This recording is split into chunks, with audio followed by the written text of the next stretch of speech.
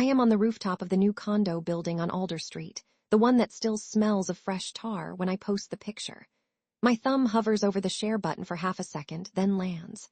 The shot is simple low angle, sun behind me, legs for days, the hem of my silk dress riding higher than modesty allows. I caption it with a single winking emoji and tag no one, but I know exactly who will see it. Cole. My ex, the one who ghosted me 2 years ago after I told him marriage was a joke. I tell myself I just want him to know what he is missing. That is all. Below me, traffic crawls like ants. I feel powerful, like the city is mine. My phone buzzes, not Cole. It is Jonah, my fiancé, 35, steady as a metronome, texting from the parking lot of the oncology ward where he is doing his residency. Heading to the rehearsal dinner. You almost ready? I type back 10 minutes and pocket the phone. I do not feel guilty. It is just a picture. The rehearsal dinner is held on the patio behind a converted firehouse on Pine. Edison bulbs swing overhead. Jonah is standing near the keg in his pressed navy shirt, sleeves rolled up, stethoscope probably still in the car. He looks up when I arrive, eyes doing that quick inventory he always does: shoes, dress, hair, eyes. He smiles, but it is smaller than usual. I assume he is tired from a 30-hour shift. I kiss him on the corner of his mouth and taste antiseptic. Halfway through the best man's speech, Jonah leans in. Saw your post. His voice is low, almost amused. Nice lighting. I laugh, wave it off. It is for my followers, babe, branding. He nods slowly, then turns back to the speech. I feel a flicker of irritation. He is always so measured. Could he not be a little fun? The real moment comes later when the patio has mostly emptied and we are stacking chairs. Jonah is carrying 2 in each hand. I am scrolling, checking if Cole has watched the story yet. He has not.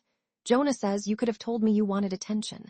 I glance up, blink, excuse me, from Cole. You wanted him to see it, right? He sets the chairs down with a clank. I am not blind, Maya. I roll my eyes. You are being dramatic. It is a photo. Jonah's jaw tightens. I asked you last month to stop posting thirst traps. You said you would. I laugh too loud. Oh my God, it is social media. Get over yourself. The words fly out before I can catch them. I see the exact instant they land. His shoulders stiffen, face flushes red under the string lights. A couple of bridesmaids glance over. Jonah does not shout. Instead, his voice goes very quiet. I have spent the last 12 hours telling a mother her kid might not make it through the night. I come here to celebrate us, and you are fishing for likes from a guy who treated you like garbage. He exhales through his nose. I am done begging for scraps of your attention. He drops the chairs, turns, and walks across the patio, past the keg, past the twinkle lights, out into the street. I stand there holding my phone like an idiot. I tell myself he will cool off. I text him a peach emoji, then a heart. No reply. I go home to the apartment we have shared for 18 months. His toothbrush is gone. The next morning I wake to a note on the counter.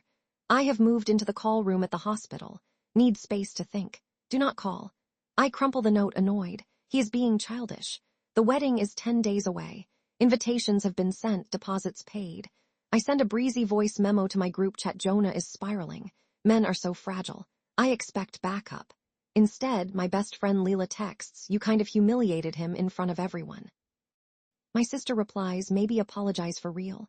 I mute the chat. I try the usual tricks. I order his favorite Thai from the place on 4th and have it delivered to the hospital. It comes back with the note, not hungry. I send a playlist of songs from our first year. He blocks me on Spotify. I show up at the firehouse patio again, this time with coffee and donuts. He is not there. The bartender says he quit the wedding party, said he needed clean air. I laugh, but it sounds hollow. On the 7th day, I drive to the hospital parking deck. I find his Jeep and wait, scrolling old photos of us on my phone. When he finally appears, scrubs wrinkled, eyes bloodshot, I step in front of him. I miss you. He stops 2 feet away. I miss the idea of you, he says. Not the same. I reach for his arm. He steps back. You made me feel like a placeholder, Maya. I deserve better than that. I try a joke. You are really going to throw away 3 years over an Instagram post? He looks at me for a long second. It was never about the post. It was the look on your face when you talked about Cole. Like I was plan B. His voice cracks on the last word. I feel something twist inside me, but I push it down. You are overreacting. He shakes his head, walks past me, beeps open the Jeep. I stand alone between the yellow lines, exhaust stinging my eyes. 3 days before the wedding, I get an email from the venue coordinator. As requested by Mr. Hale, we have canceled the event. Refund processing. My stomach drops. I call Jonah. Straight to voicemail. I text, "We can fix this." Read, no reply. I drive to the hospital again, but security will not let me up. Dr. Hale left instructions, the guard says, not unkindly. I go to the rooftop of the Alder building again, the place where I posted the picture. The sun is setting over the river, orange bleeding into purple. I open Instagram. Cole finally watched the story. He replied with a fire emoji. I stare at it, feel nothing. I delete the post. I delete the app. The wind whips my hair across my face, and for the first time I taste how small I have been. I text Leela, "Can I come over?" She replies, "I think you need to sit with this one." My mother calls, says Jonah already returned the gift money with a handwritten apology to each guest. "He is a good man, Maya.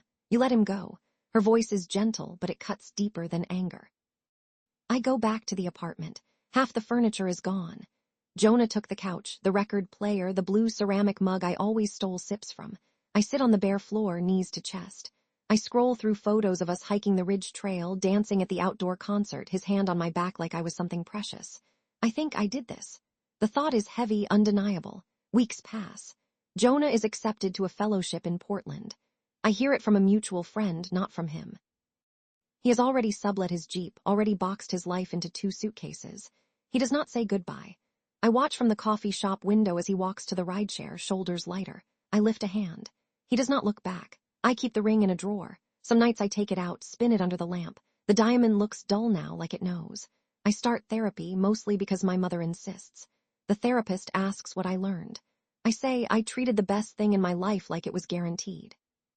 I say it out loud, and the words taste like rust. I run into Cole at a rooftop bar downtown. He is exactly the same, all swagger and recycled compliments. He buys me a drink, asks if I want to get out of here. I look at him, see him clearly for the first time, a man who never stayed, never chose me, never even knew my middle name. I set the glass down, untouched. "I am good," I say, and walk away. The elevator ride down feels like shedding skin. I go back to the Alder rooftop one last time. The tar smell is gone. I post nothing. I just stand there, city lights flickering on one by one, and feel the full weight of the empty space beside me. I whisper, "I am sorry," to no one who can hear. The wind carries it off the ledge, drops it into traffic, and keeps going.